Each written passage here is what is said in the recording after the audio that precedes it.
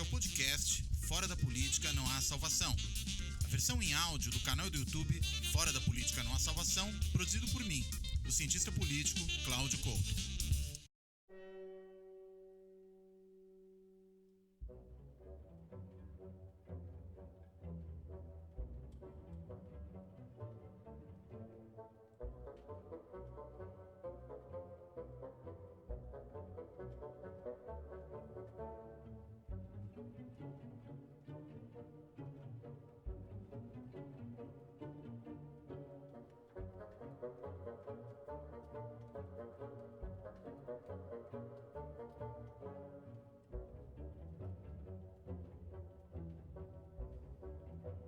Olá! Este Fora da Política Não Há Salvação vai discutir a CPI da Covid, ou CPI da pandemia, que ocorre no Senado Federal. Já foi instalada, mas ainda não tem a sua composição completamente definida. Era para ter começado nessa semana, mas o presidente da casa, o senador Rodrigo Pacheco, conseguiu postergar essa definição dos membros e o início efetivamente dos trabalhos para a próxima semana. E com isso a gente ainda tem uma série de indefinições. Mas a gente sabe que é uma CPI não só sobre um tema super importante, que é a questão da Covid, da maneira como o governo federal lidou com a Covid, embora o governo tenha conseguido aí colocar também algo relativo aos estados, a questão das transferências de recursos federais para os estados como parte do objeto dessa CPI também. Mas o trabalho mesmo ainda não começou, então há surpresas que podem aparecer. Quem vai ser o presidente, quem vai ser o relator, qual vai ser a condução dos trabalhos, enfim, isso ainda está formalmente em aberto. Embora haja algumas definições, como por exemplo a de que o Renan Calheiros tende a ser o relator, né, e o senador Omar Aziz, do Amazonas, tende a ser o presidente da CPI, o que gera realmente preocupações para o Executivo Federal, já que os dois são não alinhados ao governo. O Omar Aziz pode ser chamado de um independente, o Renan talvez até de um opositor do presidente Bolsonaro. Então, diante desse cenário, há uma série de temas quentes que essa CPI tende a produzir pelos próximos meses, eu diria. Bem, para entender esse assunto, eu convidei dois estudiosos que conhecem profundamente o Senado e a questão das CPIs. Né? Um deles é o professor Eduardo Martins, ele é cientista político e hoje é assessor da Assembleia Legislativa de Minas Gerais. E a professora Simone Diniz, que também é cientista política e é professora da Universidade Federal de São Carlos. Então, e ela tem estudos sobre o Senado Federal, sobre o Congresso de um modo geral e alguns particularmente sobre o Senado. Então, os dois conhecem profundamente o tema com o qual nós vamos trabalhar hoje. E para começar essa conversa, vou começar pelo Eduardo, para a gente tocar numa questão um pouco mais geral, que diz respeito às CPIs. Eduardo, explica um pouquinho para a gente, né? Como é que essa CPI deve funcionar e o que se pode esperar dela? O governo tem mesmo motivos para se preocupar? Ela pode produzir resultados complicados para o presidente Bolsonaro? Obrigado, Eduardo. Prazer estar com vocês aqui. Bom, a CPI é um instrumento de investigação parlamentar, né? Não há por que o parlamento não usufruir das suas atribuições constitucionais. Legislar é uma, fiscalizar é outra. E o processo da CPI, mal ou bem, é de fiscalização e investigação. E é naturalmente reconhecido como um instrumento chamado das minorias, na medida em que a constituição dela ela tem que ser feita com base, primeiro, em 1/3 de assinaturas, no caso de senadores, ela tem que ter um fato determinado, e neste caso, ela quer investigar como o governo federal lidou com a pandemia da Covid. Em especial, o objeto é ver a crise que ocorreu, especialmente de oxigênio, no estado do Amazonas, notadamente na capital, em Manaus, e ela tem que ter um tempo, né? A Constituição também determina um tempo, ela funcionar de 180 dias. Então, ela teve um fato determinado, ela tem um tempo datado, ela busca com seus objetivos investigar. É claro que o governo conseguiu, na última hora, expandir um pouco esse objeto, mas não é nenhum problema, né? Investigar o repasse de recursos federais aos estados e municípios também é papel do Senado Federal investigar. O que não podia é fazer aquilo que o governo queria, ou seja, investigar como que os estados e municípios lidaram com a pandemia. Isso é objeto legislativo estadual e municipal. Por exemplo, em Minas há uma CPI instalada que busca investigar como o governo lidou com a crise, né, a crise sanitária, bem como, em especial, há um foco em relação à vacinação de funcionários da Secretaria de Saúde que teriam furado a fila, até funcionários que estavam trabalhando em casa, né, no teletrabalho, teriam sido vacinados, né, o que seria um absurdo. Então, esse é o papel do Legislativo Estadual. Né? Não teria sentido essa expansão inconstitucional, ilegal e antijurídica da CPI da Covid. Claro que ela pode ir a fundo, ela pode trazer vários problemas.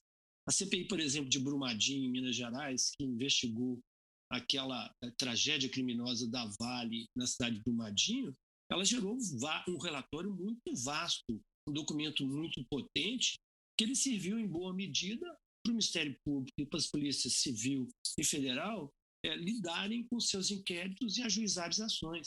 Né? Não é à toa que hoje você tem um acordo em curso, né, já firmado na Justiça e sendo objeto de fiscalização legislativa, que vão da ordem de 37 bilhões de reais. Então, a Assembleia, através daquela CPI, conseguiu. Tantas outras CPIs que ocorreram no âmbito do Senado Federal ou da Câmara também investigaram, até o Poder Judiciário foi investigado. Veja, nós temos mudanças constitucionais que partiram exatamente lá do âmbito do Congresso, do ponto de vista daquela emenda 45, e ela investigou exatamente o Poder Judiciário, que em tese não poderia. Então, é um instrumento importante de fiscalização que o Legislativo não pode abrir mão, e ele pode gerar, claro, problemas de investigação civil. Claro que o Senado, por si só, ele investiga, mas ele não julga. Né? Ele pode ter medidas legislativas que podem correr por lá. A exemplo, por exemplo, do caso da CPI de Brumadinho aqui, que ela sugeriu e retomou um projeto de lei e conseguiu aprovar, que é a política estadual dos atingidos por barragem, uma lei hoje talvez a única no país. Então, a CPI tem instrumentos que podem gerar proposições legislativas, pode gerar um relatório que vai ao Ministério Público, por exemplo, que tem o poder de assumir inquéritos e ações civis e penais que podem aprofundar os processos. Então, o governo sabe que há receios, né, em relação a isso, até porque ele sabe, apesar de fingir que não sabe, que a sua atuação é muito pífia. Então, acho que a CPI é um instrumento importante para isso e o governo não tem maioria no interior na composição. Interessante. Essa última questão, né, de que não tem maioria, a gente viu que o governo federal, no início, né, dizia que não faria uma coalizão, que não cederia à velha política, para usar a expressão que o próprio governo usava, o presidente Bolsonaro, pelo menos, do presidencialismo de coalizão. Mas a gente vê que, pelo menos desde a metade do ano passado, o governo começou a construir uma base de sustentação no Congresso, uma coalizão com os partidos do assim chamado Centrão. Só que parece que no Senado a situação é um pouquinho mais desconfortável para o governo do que na Câmara. Inclusive, o que me parece explica esse reflexo da composição da comissão com mais gente de oposição independente do que da base do governo. Simone, como é que a gente pode entender essa dinâmica aí da relação executivo-legislativo e essa relação do governo com uma base que não é das mais fortes, como um risco para o andamento dessa CPI? Como é que você percebe esse problema? Bom, bom dia a todos. Né? Um prazer, Cláudio, estar participando dessa conversa. Agradeço bastante pelo convite. É um prazer, Eduardo, conhecê-lo, né? Ainda que virtualmente. Bom, Cláudio, especificamente sobre a sua pergunta, eu tenho muita dúvida, né, sobre essa suposta coalizão que o governo Bolsonaro pôs em andamento, né, da metade do ano passado para cá. Por vários motivos. Né? Primeiro, porque eu acho que falta um partido mais consolidado, com uma bancada expressiva, né? E uma vinculação do próprio presidente com um partido, né? No sentido de, em termos mais gerais, ele ser uma espécie de pivô, né? de coordenador dessa relação entre o Planalto e o Legislativo. Né? E o Bolsonaro nunca teve, né, depois que assumiu a presidência, e eu tenho dúvidas se vai chegar a ter, um partido para chamar de seu, um partido Uhum. com todo o peso, né, que a palavra, com todo o significado que a palavra tem, né, um partido bem organizado, enraizado, espalhado pelo país, né, com uma estrutura, enfim, organizacional mais consolidada, digamos assim. Então, eu acho que, primeiro, tem esse aspecto da fragilidade da própria coalizão, por conta dos partidos que a compõem. Segundo, eu tenho também dúvidas sobre a possível fidelidade dessa base de apoio ao presidente. Eu acho que ela pode ser um tanto mais crível por diversas razões na Câmara, porque é uma casa maior, porque o sistema eleitoral é o proporcional, né? É uma casa que tem maior visibilidade. E eu acho que essas características a gente não encontra no Senado. Eu acho que daí também a preocupação do governo em relação ao fato da CPI estar sendo mobilizada no Senado. E aí, também, fazendo uma correlação com o que eu já disse em relação à Câmara, uma casa menor, uma casa que, ainda que nessa legislatura tenha algumas particularidades, é uma casa com parlamentares experientes, inclusive nos níveis subnacionais, né? Ontem eu ouvi uma fala da professora Magna, da Uhum. UFMG, e ela chamava atenção para esse aspecto, e ela tem total razão. Então, eu acho que há um incentivo a mais para o Senado ter um certo protagonismo, especialmente nessa CPI, que toca uma questão tão sensível, né, ao nível local. Então, tem um apelo maior para os senadores terem um maior engajamento e um maior interesse. E se na Câmara eu acho que a gente já tem elementos para desconfiar um pouco mais dessa suposta fidelidade da Uhum. coalizão governista, eu acho que no Senado isso se potencializa, né? Por ser uma casa menor, por você ter um número menor de supostos fiéis aí ao governo Bolsonaro. E eu acho que também, em alguma medida, o fato de ser uma casa eleita pelo sistema majoritário também pode ter alguma influência nesse sentido, né? Porque, veja, como vocês já ressaltaram, e, enfim, a gente vem falando sobre isso pelo menos há uns 2 anos, né? A situação é muito grave. Há elementos de sobra sobre a ação governamental, no mínimo duvidosa, no tratamento da pandemia. Numa casa onde a eleição se dá pelo sistema majoritário, e esse vínculo que eu já destaquei, né, dos senadores com os governos subnacionais, isso entra no cálculo da sobrevivência política, né? Então, como o Eduardo ressaltou, olha, muita coisa pode aparecer, é uma instância de investigação, depoimentos explosivos muito provavelmente virão à tona, né? Um outro aspecto que Eduardo chamou a atenção, né, o prazo máximo de duração da CPI, na medida em que esse prazo vai sendo consumido, ele se aproxima cada vez mais do período das articulações políticas já com vistas a 2022.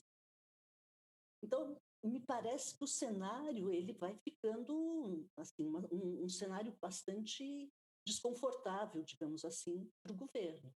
E aí, diante desse quadro, me parece que entra a questão da sobrevivência política, né, Uhum. dos parlamentares, Dos senadores. dos senadores, Hum. né? E aí, sem uma base mais verossímil e sem um partido para chamar de seu, quem é que vai arriscar o seu mandato ou a sua reeleição ou o seu prestígio na sua localidade para segurar, né, para garantir apoio para um governo que enfim, deu todos os sinais de descaso, não só de descaso com a pandemia, mas inclusive de desrespeito em relação às instituições políticas, né? Fora, para a gente não entrar em outros detalhes aí da grosseria, do distrato em relação às pessoas de uma forma geral e às instituições, né? Então, de fato, na minha opinião, o governo tem motivo de sobra para estar muito preocupado, né?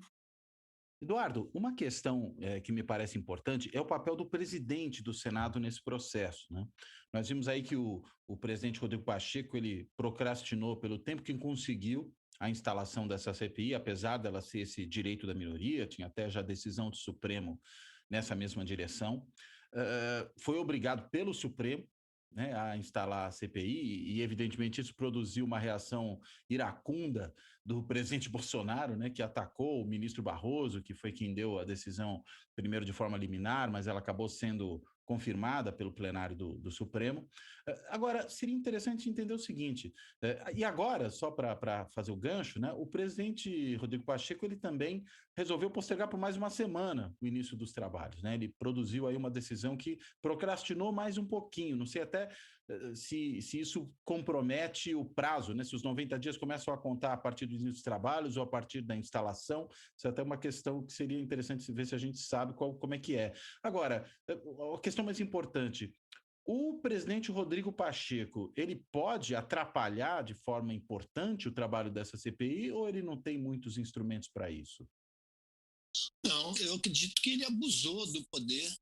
E eu acho que esse é um ponto fundamental aí dos freios e contrapesos, onde todos os elementos estavam configurados para ler, né, fazer a leitura em plenário, que isso é obrigatório, do requerimento da CPI, portanto, a sequência seria a sua própria instalação, que independeria do presidente do Senado. A leitura depende dele, ele foi obrigado a ler em função de que ele desrespeitou a Constituição, a legislação sobre isso e o próprio regimento do Senado. Daí em diante, a CPI se instala, no meu modo de entender, a instalação dela é que conta o tempo de funcionamento e não a leitura dela em plenário.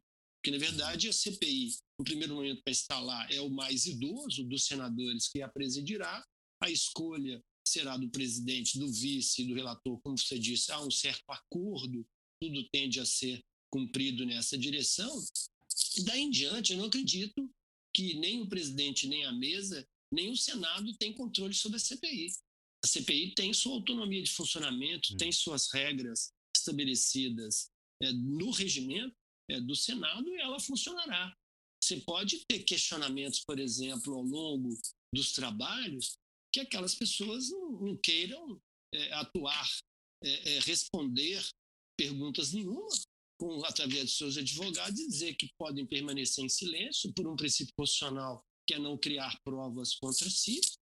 Podem também outros, por não quererem comparecer à CPI, buscar um habeas corpus no judiciário. Isso é comum acontecer em todas as CPIs, ao nível do Congresso, Câmara, Senado, mista, nos estados e nos municípios, mas ela tem um funcionamento próprio, tem autonomia. Não acredito, em hipótese nenhuma, que você teria interferência de uma autoridade dentro do Senado, nem o presidente, nem a mesa, nem o próprio plenário, porque se ela estiver seguindo as regras, os embates se dão dentro da CPI, não há nenhum poder externo neste caso, e de um modo geral, o judiciário não tem atuado sobre as CPIs, entendendo que é uma questão de interna corporis, olha, lá dentro da instituição vocês resolvem isso.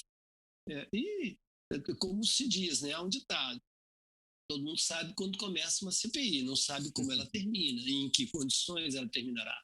Eu acho que ela tem sua autonomia, terá suas regras de funcionamento, deve estar em processo também uma discussão sobre os procedimentos que ela deve funcionar. Eu me lembro bem, recentemente a gente fazia isso, todas as experiências federais também apontam, você tem um certo protocolo, por exemplo, quantas sessões são, que horário será, em que momento você estabelece submissão de requerimento. Os requerimentos entram numa sessão, mas eles podem ser votados na próxima.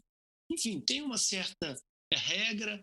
O estabelecimento, normalmente, quem dá o tom da CPI no dia a dia, nos questionamentos, é o relator, é ele que, antes de mais nada, o primeiro a dizer, a inquirir, a trazer fatos, né? Você tem uma estrutura boa da casa em termos de funcionários efetivos, de assessores, que são muito bons, né? Você tem uma certa colaboração que vai ser estabelecida entre essa CPI e a comissão do Covid, estabelecida em comum com os outros poderes, com o executivo especial. Eu acredito que ela terá um ritmo próprio e será uma bomba relógio. Não tem a menor dúvida. Não é porque a CPI faz isso e que ela adora o holofote. É porque há o que investigar, há o que trazer à tona da atuação desses governos e dos próprios repasses aos estados. Né? Não da atuação dos estados propriamente dito, mas do que fizeram com recursos federais. Agora, você mencionou a questão do judiciário, né, que tende a não interferir no trabalho da CPI por ela ser uma questão interna corporis do legislativo. Agora, um dos instrumentos que a CPI tem é, por exemplo, quebra de sigilo telefônico, quebra de sigilo bancário. É necessário, nesses casos, solicitar ao judiciário que autorize ou a própria CPI decide isso com autonomia? Esse é um dos pontos polêmicos, né, das atribuições constitucionais da CPI. Até porque ela diz que a CPI tem os instrumentos de investigação próprios do Poder Judiciário. Do ponto de vista do texto da Constituição e da lei, ela diz que teria. Já vi várias decisões de julgados do Supremo que dizem, não, ela tem direito, sim, de buscar a quebra de sigilo fiscal, telefônico, bancário, né? Ou seja, acesso às informações seja relevante, desde que bem fundamentadas, como deve ser bem fundamentada a decisão do juiz, por exemplo, de quebra do sigilo. Mas a gente sabe das dificuldades. Né? Não é toda vez que a CPI precisar de algum acesso de sigilo que ela vai precisar de recorrer ao judiciário, porque isso aí não tem tempo para as coisas funcionarem. Agora, nem sempre, né, as experiências mostram que nem sempre aqueles que detêm as informações o fazem de bom grado, a tempo e a hora, por requisições de CPI. Mas, em tese, né, ela teria o direito dessa quebra porque ela tem os poderes de investigações próprios dos juízes. Se os juízes têm acesso a ligações telefônicas, têm acesso a dados fiscais e dados bancários, por que não a CPI, que teria esses poderes similares aos dos juízes, não poderia ter acesso? Mas não é uma coisa fácil de lidar. Ela é controversa e nem sempre se consegue chegar a bom termo. Mas isso por conta da decisão interna ou porque acaba havendo recurso ao judiciário nesse caso e impedindo que isso avance? Eu acho que há de tudo um pouco. As CPIs buscam essas informações e nem sempre são atendidas. Então, muitas vezes, a própria CPI busca apoio do judiciário para que possa ter acesso a essas informações. Não se vê com bons olhos, né? Parlamentar, que é um instrumento político, esse é um ator político, é um cenário político, é uma disputa ideológica, e vem cá buscar as minhas informações.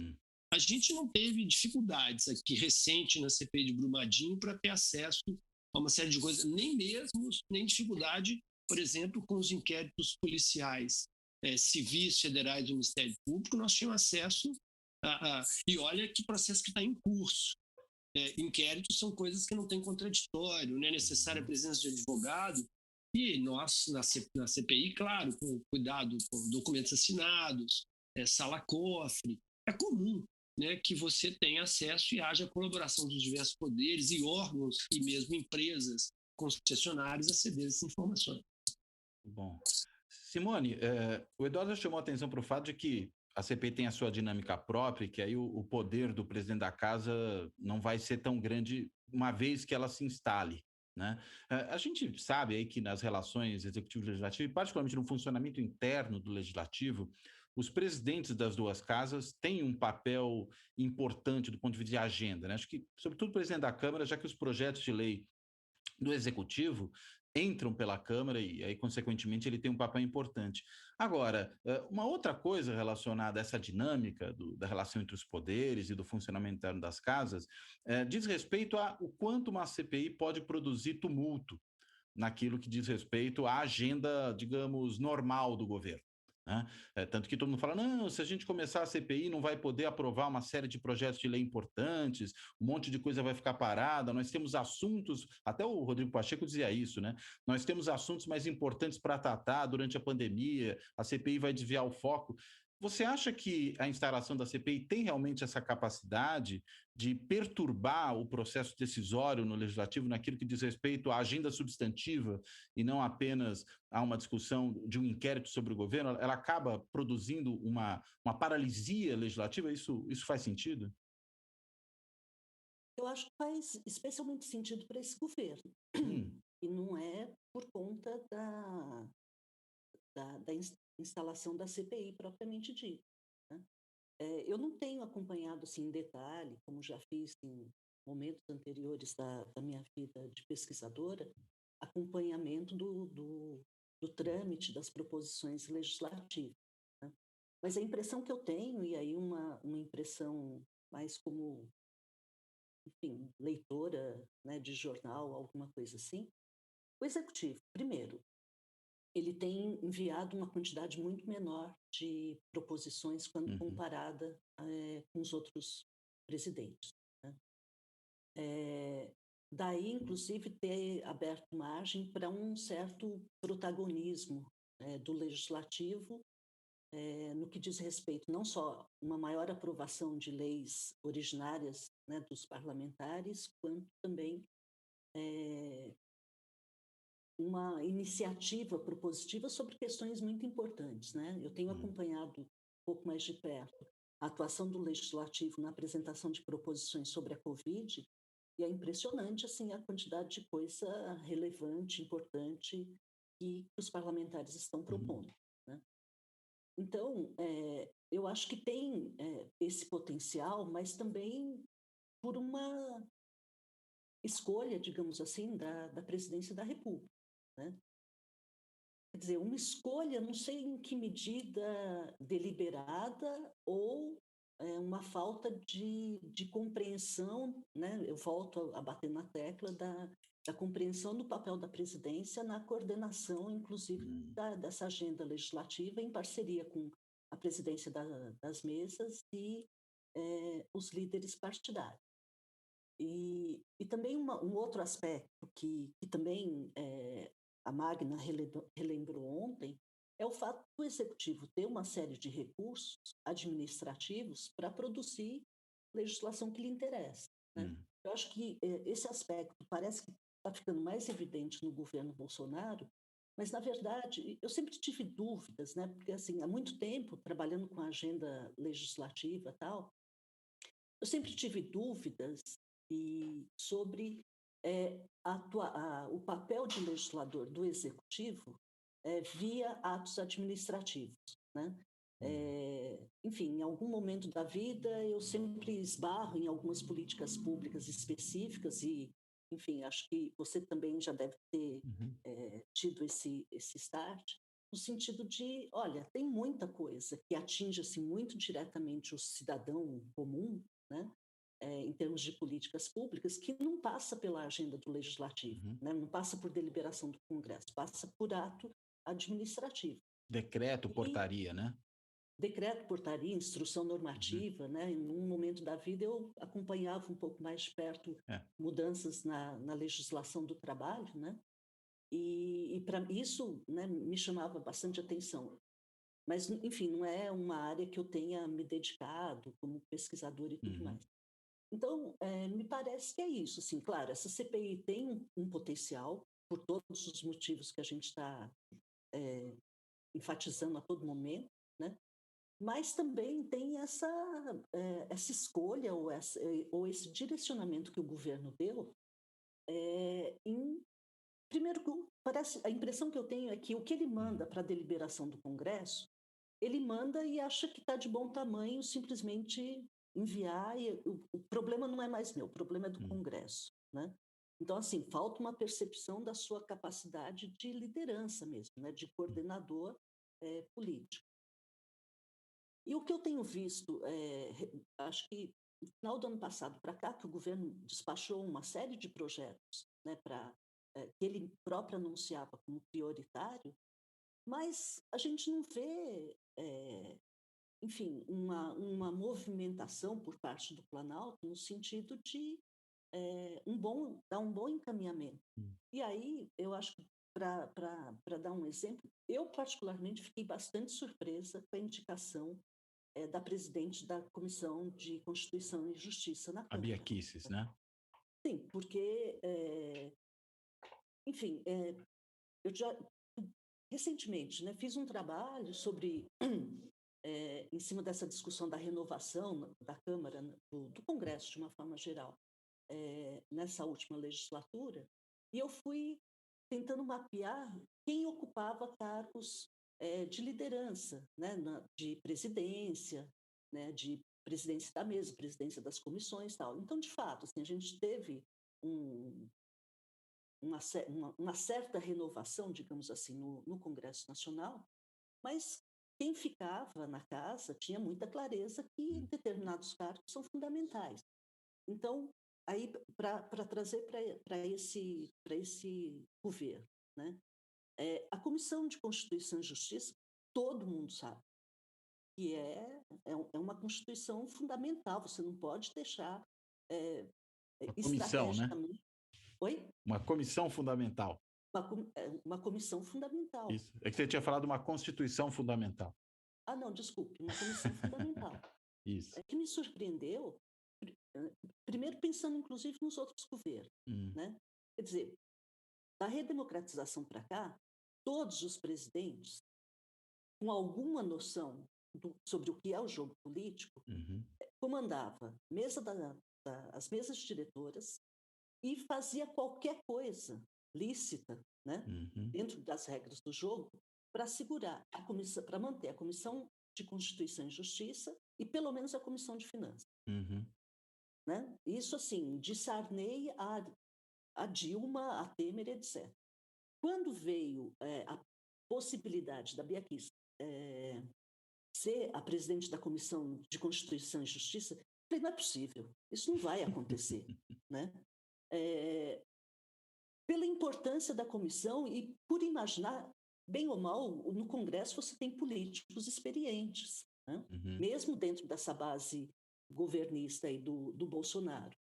Eu falei, bom, as pessoas sabem, pelo menos algumas sabem, que é uma comissão que tem que ter alguém com experiência, com jogo de cintura, né? uma boa conhecedora do regimento interno e da dinâmica, né? da convivência política ali. E, de repente, não, eu estava completamente enganada. E aí, voltando para a sua pergunta, né? Por um lado, você tem elemento de sobra para que, de fato, a agenda legislativa seja impactada pelas questões que a CPI vai tratar.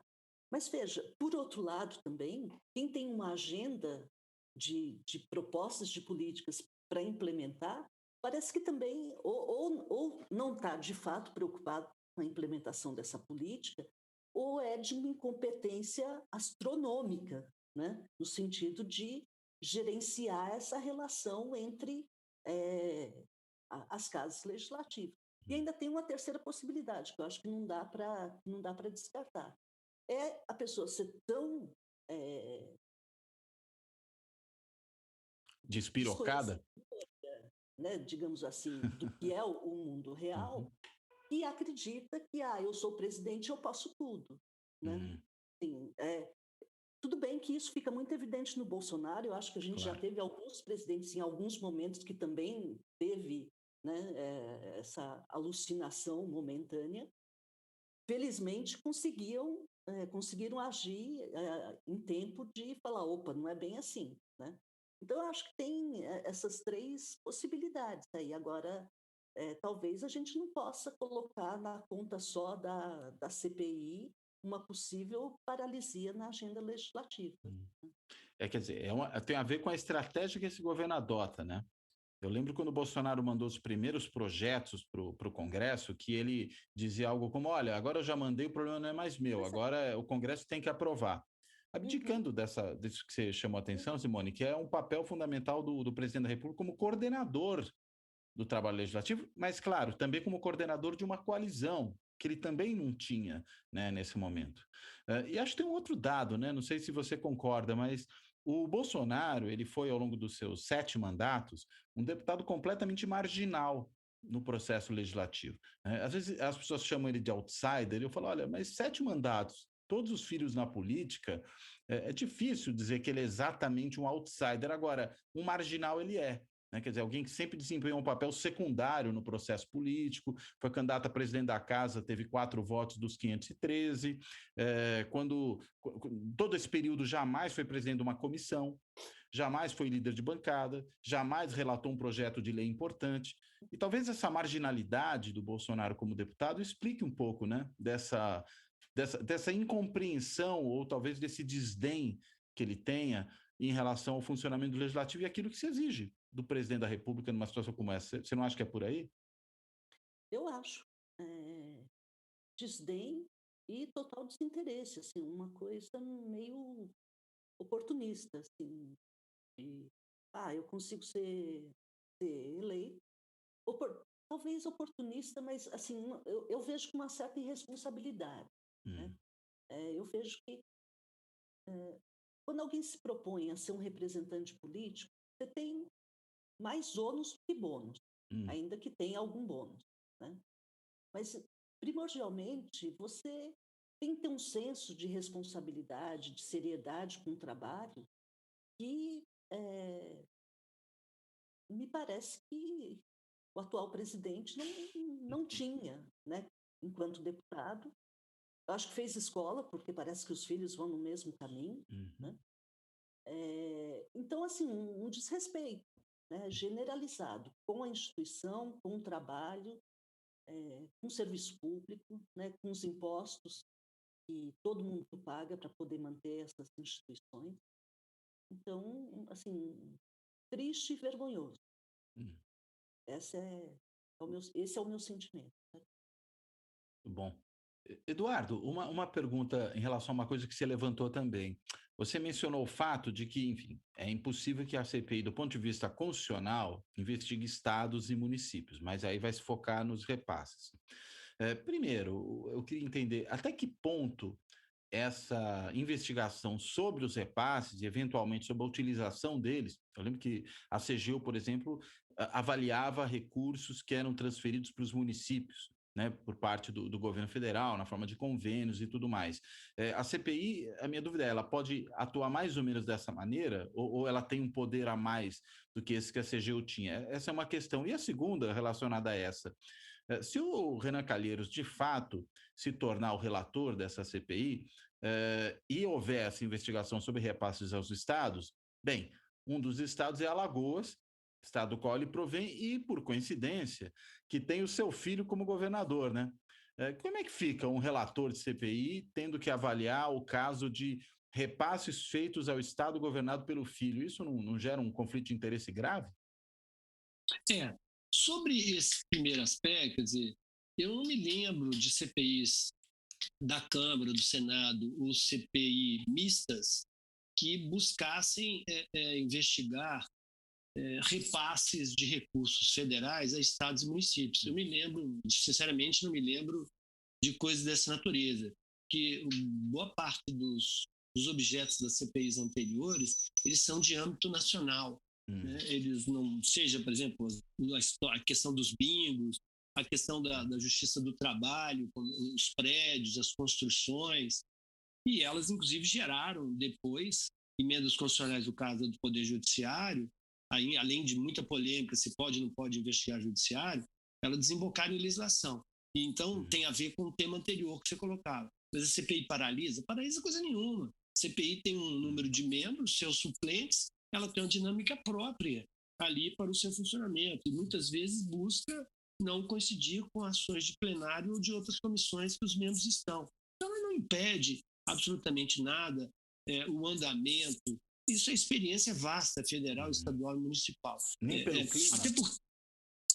Não, eu acho que ela faz parte. A CPI, claro que traz muito holofote, ela traz muita discussão, mas ela também produz legislação. Eu levantei agora há pouco a CPI de Brumadinho, propôs 3 leis importantes, fez andar várias.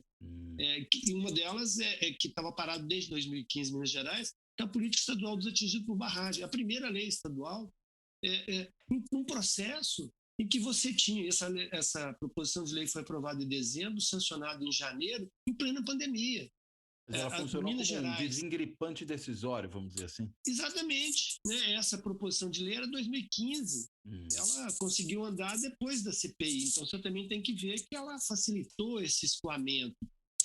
Minas Gerais, do ponto de vista, isso Fabiano Santos organizou aquele estudo nacional, e a gente tem debatido a possibilidade de pensar a produção legislativa estadual durante a pandemia. Eu nunca vi tanta produção legal ao longo de um ano em Minas Gerais como durante a pandemia. Ainda criaram mecanismos especiais de votação em turno único. Olha que coisa mais louca. Né? Você tem poucos assuntos que são de votação de turno único, mas todas as da pandemia de Covid, o enfrentamento, quase uma centena de leis, foram todas aprovadas em turno único. Eu entrava na segunda-feira, votava na quinta, e o relator era normalmente um líder. Então, o presidente do Conselho de Líderes funcionaram muito bem. Estou fugindo um pouco do tema, mas existe produção, e nós temos uma outra CPI, que é a CPI aqui do chamado fura-fila, quem furou a fila para tomar a vacina, ela vai ganhar e está trazendo crises em relação ao governo do Estado aqui. Porque o secretário caiu, o adjunto caiu, de ontem para hoje caiu o chefe do gabinete, chefe da assessoria de comunicação, porque vazou um áudio tentando orientar os funcionários, como que eles iam depor e mudariam as fichas funcionais, dizendo que não era trabalho remoto, trabalho presencial. Então, claro que uma CPI traz os holofotes, mas ela também produz, que é o efeito de fiscalização e investigação, de contenção do próprio executivo e proposição legislativa. A história das CPIs é essa. Às vezes, alguma dão poucos resultados, é possível, quando o governo consegue, de alguma maneira, controlar, pressionar os seus membros a não ir tão longe. Eu tenho dúvidas o alcance dessa investigação estadual. Quer dizer, como é que você vai conseguir, dentro de uma CPI, investigar repasse a 26 estados e o Distrito Federal e a utilização efetiva disso? Haja fôlego. Eu considero que haja fôlego para perceber o repasse, a aplicação dos recursos, se eles foram devidos ou não. É claro que sempre um relator que, de alguma maneira, tem interesses envolvidos, a gente pode questionar. Esse é um dos motivos que o governo federal tem levado em relação ao Renan. Ele não pode porque ele tem um filho que é governador, se vai ver. Mas esse não é o ponto central da investigação. Né? O ponto central que ela foi criada para como o governo tem lidado com a pandemia, em especial com a crise de Manaus. Né? Não será fácil para nenhum relator, seja o Renan ou outro, que de alguma maneira também está envolvido com o seu estado. Ele tem um vínculo familiar, é um filho, mas os estados têm os senadores têm um pé no estado.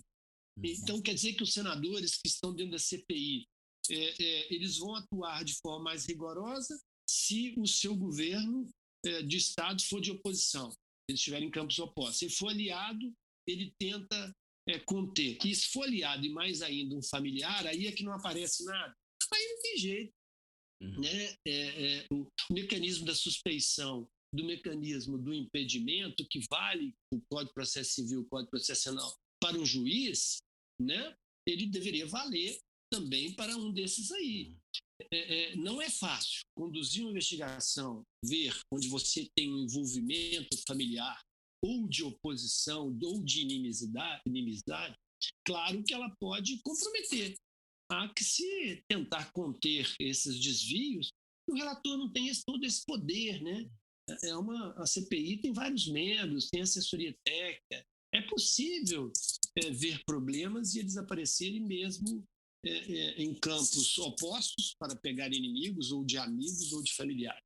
Eu não vejo que está comprometida. É um assunto delicado, mas por si só eu acho que não exclui a possibilidade de ser relator, porque não está se investigando somente o repasse do Estado, não é o ponto central e não é só aquele Estado. E é uma questão que acabou entrando um pouco de contrabando, né? Porque na medida que o governo forçou para lidar com questão estadual, esse tema acabou aparecendo, né? Que a coisa nem estaria lá, né? Isso aí foi um adendo, né? Eu acho nisso até o presidente do Senado agiu bem. Peraí, vamos discutir aqui como é que nós ficamos em relação aos entes da federação. Né? Tem limites constitucionais legais do poder dessa investigação. Eu não acho que é o central. Ele virá, seja pelos aliados do governo federal, no sentido de criar cortinas de fumaça ou dizer que há outros problemas que não só o do governo federal. Eu acho que eles têm que aparecer, né? Mas o foco principal é como que o Executivo Federal tem enfrentado até agora a Covid, e que ela pode também servir de um instrumento, a CPI, de mudar posicionamentos, né? Obrigar na arena política, com a imprensa, esses mecanismos aí. Tudo bem. O tempo dirá. Como tudo, né? A gente vai Sim. descobrir. Verdade. Simone, uma coisa interessante essa é uma CPI, a gente já falou um pouquinho disso, mas queria chamar a atenção para um outro aspecto desse problema, que acontece no Senado, né? A gente tem CPIs que acontecem na Câmara, tem CPIs mistas, né, que combinam deputados e senadores. O fato dela acontecer no Senado, uma casa com características que você até já apontou, né, uma casa menor, acho que tem um outro dado, né, também, que os senadores são geralmente grandes caciques políticos nos seus estados, os deputados não necessariamente. Mas você percebe uma CPI no Senado como uma CPI potencialmente mais poderosa do que seria uma CPI na Câmara, ou isso não tem importância? Eu não saberia de, de responder assim de forma tão Taxativa. taxativa. Se fosse um outro contexto, uma outra temática, talvez sim. No caso dessa CPI especificamente, Cláudio, eu acho que por tudo que a gente está vivendo, né, pela questão da saúde, mas também pela crise econômica, né, enfim, o grau o quanto isso atingiu todo mundo, né, do mais pobre ao mais rico, claro que quem sempre está no escalão de baixo sofre muito mais, né, mas, enfim, pela circunstância, eu acho que essa CPI fosse na Câmara, acho que se fosse na Câmara, talvez ela fosse... enfim, essa base do governo talvez conseguisse proteger criar uma mais. série de dificuldades e tal. Eu tenho a impressão que, até por ser no Senado, daí também tanta preocupação do governo em relação a isso, né? Enfim. Mas talvez mais de forma circunstancial do que do ponto de vista institucional, é isso, né? Quer dizer, porque se o governo tivesse maioria no Senado e não tivesse na Câmara, poderia ser eventualmente desse ponto de vista o inverso, né? Sim. Tá. É que eu estava pensando muito no sentido de que o Senado é uma casa legislativa que funciona de forma diversa da Câmara, né? Lida com certos temas. É bom lembrar que esse mesmo Senado é quem vai sabatinar embaixador, é quem vai sabatinar presidente de Banco Central, né, e outros diretores do Banco Central, é quem vai sabatinar juízes de tribunais superiores, e a gente sabe que esse é um tema que está na ordem do dia até, né? Nessa semana o presidente Bolsonaro se encontrou com o Augusto Aras, né, que é um dos candidatos aí a uma vaga no Supremo, e o abraçou efusivamente, parecia que encontrava um filho que não via há 20 anos, alguma coisa assim, né? Enfim, a gente sabe que passa tudo isso pelo Senado, né? O Senado, não que na Câmara não tenha, né? Mas até por ser uma casa menor, o corpo técnico do Senado, ele, além de uma boa formação, você tem até por ter um número menor de senadores, né, você tem mais fôlego também para assessorar e realizar um bom trabalho, né? Então, nesse sentido, eu acho que é um contexto ali, é um cenário muito propício para que a CPI cumpra, realize, né, um bom trabalho. A revelia de quem está no cargo, supostamente no cargo de relator, né? Você também acha... Pelo tema, né? Perdão, desculpa, Simone, eu te interrompi e não ouvi bem o que você falou. Não, para além do próprio tema, né? Que é o carro forte da CPI, né? Que aí é o assunto da conjuntura, né? Sim.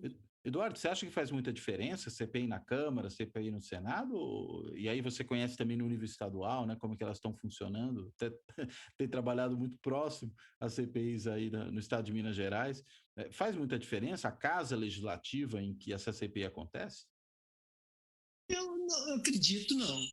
Eu tenho a impressão que é uma questão mais conjuntural do que estrutural ou institucional, porque depende muito do tema, né, do que ela vai ser capaz. Eu sempre gosto de lembrar a CPI do Poder Judiciário, que foi cercada de muita polêmica. Não, o Judiciário não é passível de investigação. Foi no Senado, né?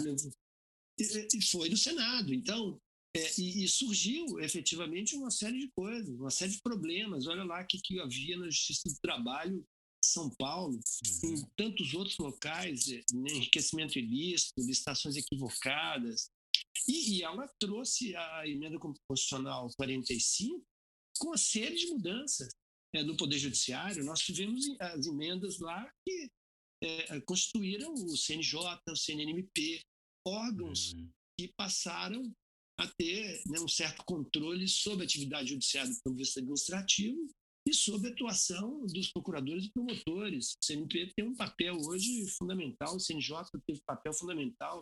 Discutia-se até que ele era inconstitucional, como é que é isso, como é que ele interfere na vida do judiciário. Não interfere, né? Ele faz com que algumas medidas administrativas sejam tomadas. É um controle interno, né? Exatamente, o controle interno do ponto de vista administrativo, porque o controle, além do controle que já existe, que são as corregedorias, seja no Ministério Público, seja no Poder Judiciário. Mas ele passou a ter parâmetros muito interessantes, né? No sentido de criar indicadores de qualidade, de tramitação, tempo médio de tramitação, como é que esses juízes conduzem as atividades, gastos, uma série de coisas foi importante, né? Ele não interferiu na dinâmica judiciária propriamente dita, né? Lato sensu. Então, eu acho que depende muito do contexto que se vive, das bases políticas que um governo tem diante de uma casa ou de outra, e a natureza desse tema. Esse tema é explosivo. O governo não tem aliados do ponto de vista da grande imprensa, nas mídias sociais. Ele tem uma militância, né, que defende as suas causas lá, mas, de modo geral, mesmo a sua base dentro da Câmara ou do Senado, que tem interlocução, consegue defender, né, no sentido das condutas, do que tem sido feito. Então, eu acho que o problema é mais da natureza desse tema, o contexto que nós vivemos e uma exposição mundial, né? Como o Brasil enfrenta a pandemia hoje é uma coisa de preocupação internacional. São meia dúzia de países só que recebem brasileiros ou pessoas que vêm do Brasil, né? Os Estados Unidos chegam ao ponto de, para que a pessoa exija que entra no Brasil, do Brasil para os Estados Unidos, ele faça uma quarentena lá de 2 semanas no México, com os exames e tudo. Então, nós temos um problema explosivo mundial, e não é só nesse tema, não vamos entrar em outros, mas existe um isolamento do país e uma preocupação enorme, apesar de uma capacidade instalada excelente, seja da Fiocruz, seja do Butantan ou da FUNED em Minas, que tem sido reduzida a cinzas. Sem isso, nós não iríamos para diante. E cada vez com um menor investimento do governo em ciência e tecnologia, em pesquisa e desenvolvimento. Nós precisamos. E isso da pesquisa e desenvolvimento, fora o enfrentamento da pandemia propriamente dito, que é gerar, tentar gerir a crise em todos os seus aspectos sanitários e ser exemplo de conduta das pessoas diante de uma doença que não é nenhuma gripezinha, né? Nós sabemos disso. Agora, eu acho que a natureza mais do tema, independente da casa, e eu acho que a conjuntura de não ter uma base fiel no Senado, contar com senadores que já foram governadores, já foram prefeitos, têm uma trajetória maior, com maior experiência na política, e a composição de uma comissão que não tem uma maioria que venha ao encontro do governo, a começar do presidente, do vice, do relator que se anuncia, eu acho que ela é explosiva. Ela não será objeto de controle, do meu modo de ver, do governo. Como é que sairá esse relatório e como é que o Senado lida com isso? Eu acho que os problemas vão surgir. Desdobramentos é difícil da gente pensar, mas colocará, eu acredito, o governo ainda mais contra a parede. Aliás, é interessante o que vocês falaram, né? Parece que CPIs podem ser muito desconfortáveis, para dizer o mínimo, para governos, mas elas não são necessariamente ruins, pelo contrário, elas podem ser altamente positivas para agendas legislativas, né? Mas elas podem prejudicar a agenda daquele governo, mas beneficiam uma agenda legislativa que muitas vezes está parada e que, por conta da própria CPI, ela anda. Bem, mas aí até talvez por a gente tratar de uma comissão parlamentar de inquérito, ou seja, ela reforça o papel do legislativo nesse processo decisório, né? Tira coisas que estavam engripadas, coloca temas em evidência, chama de volta uma série de discussões que estavam paradas. É interessante, né? Porque a CPI não é só, portanto, de inquérito, né? A CPI é, nesse sentido, também uma usina aí de ideias ou de condições políticas para o processo de decisão sobre coisas importantes, né? E às vezes, A muitas CPI, vezes, por exemplo, nisso. a CPI de Minas sobre Brumadinho, ela, pela primeira vez na história da Assembleia, primeiro que ela gerou um relatório muito volumoso e ela produziu 110 recomendações. 110 recomendações para diversos órgãos federais e estaduais, empresas, de todos os níveis, desde trâmites, fluxo da Agência Nacional de Mineração, por exemplo, a projetos de lei que estavam na Câmara e no Senado, que deveriam ser dados prioridade por quê, a Assembleia devia dar prioridade a determinados mecanismos legais, recomendações da Defensoria Pública, por exemplo, no aspecto do acordo que a Defensoria aqui intermediava com as famílias no sentido dos acordos cíveis, uma série de proposições, 110 recomendações. E ela, pela primeira vez na história, construiu um grupo de trabalho de acompanhamento das recomendações. Então, a CPI não acabou por si só, ainda que tivesse feito um bom trabalho, ela tem um grupo de parlamentares que acompanha a implementação dessas recomendações. E hoje nós, por exemplo, estamos produzindo, eu estou acompanhando isso, a produção de um livro que recupera o trabalho da CPI e aponta para uma perspectiva de é possível um desenvolvimento econômico sustentável, monitorado e levado pela mineração, né? Como que é? Então, tem outras questões que uma CPI pode gerar, não só de funcionamento. Acho que é equivocado pensar que ela paralisa a agenda legislativa, ela não paralisa, é possível pensar em espaços, que é uma comissão, como qualquer outra que funcione. Ela trata de um tema específico, num tempo dado. E tem uma constituição de parlamentares que estão presentes nela. Então, se não fosse o contrário, 2 dezenas de comissões, como tem nos legislativos, inviabilizaria o trabalho. Não, ela permite, né, um trâmite por ela também, é um tema relevante e é uma alternativa temporária que o legislativo produz. E que ela tem frutos que serão apropriados pelo legislativo e pela sociedade como um todo. Eu acho que os exemplos são muito claros nessa direção.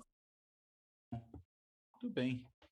Gente, estamos nos aproximando aqui de 1 hora de conversa. Muito boa, então, por sinal. Estou gostando muito, eu aprendi muito aqui sobre essa história toda. Então, acho que a gente pode caminhar para o nosso fechamento. Dito isso, eu passo um pouco para as considerações aí, a amarração final de vocês. Simone, se você quiser começar. Bom, Cláudio, eu acho que, primeiro, agradecer, adorei participar, adoro ouvir posições diferentes, me ajuda a pensar nas minhas agendas de pesquisa. Para finalizar, eu diria que vamos renovar resiliência sempre, né? E renovar nossas esperanças que as coisas melhorem. Tá bem difícil, assim, acho que para todo mundo, em diferentes aspectos. E que essa CPI nos ajude nisso, né? Sim, sem dúvida. É isso. Tudo bem. Tá ótimo. Obrigada pela oportunidade. Prazer conhecer. Eu que agradeço, Simone. Eduardo, por favor, suas considerações finais também.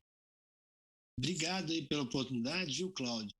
Eu já estava afastado um tempo aí da academia, muito vinculado na Assembleia Legislativa nos 2 últimos anos, então voltar e eu tive que buscar minhas outras anotações, então foi um prazer participar, é sempre provocativo, o tema legislativo me interessa, eu gosto muito, ainda mais estar em ótima companhia com Simone, um prazer conhecê-la, um prazer estar aqui ao seu lado. Cláudio, eu já conhecia mais desses ambientes Tampox, quem me iniciou muito lá foi meu irmão Olavo, né, Brasil, e desde pequeno, como padrinho, eu fui iniciado nessas hostes por ele, e pegou, né? Fazia psicologia, acabei indo para ciência política, sociologia política e depois ainda fiz direito. Depois de mais velho, ainda fui fazer direito.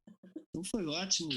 Eu espero, né? Concordo plenamente que a gente precisa de colocar o trem aí nos trilhos, mas sempre com indignação, fazendo com que as coisas passem a funcionar com respeito, acima de tudo, pela dignidade humana. Eu acho que é o que tem faltado nesses últimos anos, não só neste governo que se desenvolve, mas a gente precisa resgatar essa esperança, o amor, a humanidade, né? Acima de tudo, para que a gente possa ter uma sociedade mais justa, né? Fraterna, igualitária. Essa luta aí, o resultado do Supremo ontem mostra que é possível, com algum atraso, né? Retomar algumas questões equivocadas e corrigi-las a tempo. Foi ótimo aí participar com você. Muito obrigado pela oportunidade. Obrigado, Eduardo. Bem, então, agradeço muitíssimo aqui a Simone, ao Eduardo pela participação nesse episódio.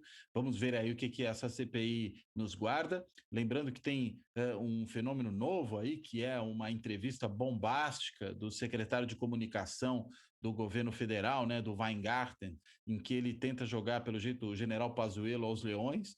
Precisa ver se o general Pazuello vai só obedecer, né, dessa vez de novo, ou se ele vai achar que ser jogado aos leões talvez não seja algo muito digno, né, daqueles a quem ele esteve ligado, ou se na realidade isso é um jogo combinado, enfim, vamos ver o que acontece. Agora, parece que isso tudo tem a ver com essa ideia do Pazuello e mesmo a CPI. Depois o próprio Bolsonaro, naquela conversa com o senador Jorge Cajuru, né, falou que temia, né, que levasse o Pazuello para depor, algo do tipo. Então, enfim, os próximos dias, eu diria as próximas semanas, pelo menos, prometem, né? Espero que elas nos ajudem realmente a sair dessa situação muito difícil que a gente está, e que a CPI também tenha, como foi observado aqui, acho que essa é uma coisa importante, não só o papel de uma organização, digamos, policial, né, que às vezes é a ideia que a gente tem, mas também de uma organização legislativa, né, que ela tenha a capacidade realmente de propor avanços do ponto de vista do processo legislativo. Bem, dito isso, eu, de novo, agradeço a vocês dois, agradeço a quem nos acompanha no canal do YouTube, a quem nos ouve no podcast. Peço que não deixem de assinar o canal, de assinar os podcasts, e até a próxima.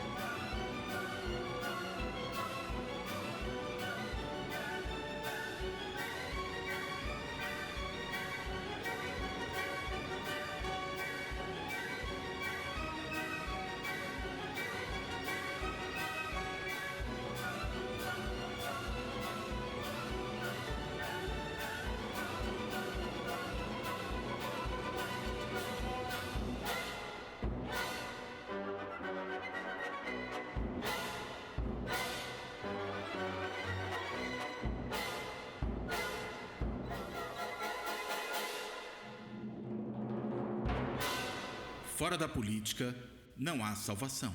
Um podcast para discutir política. Também disponível no canal do YouTube.